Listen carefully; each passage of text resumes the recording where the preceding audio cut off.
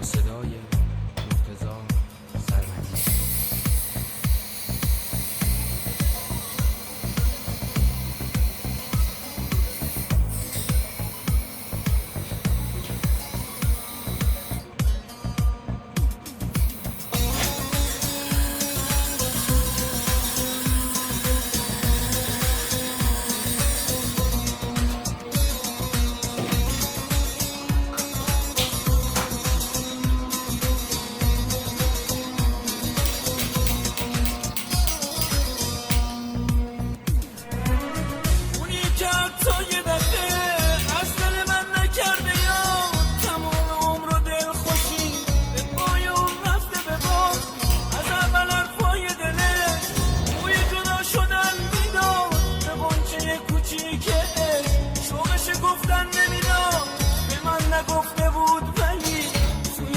شرازی بود عمق چشماش همیشه یه قصه درازی بود.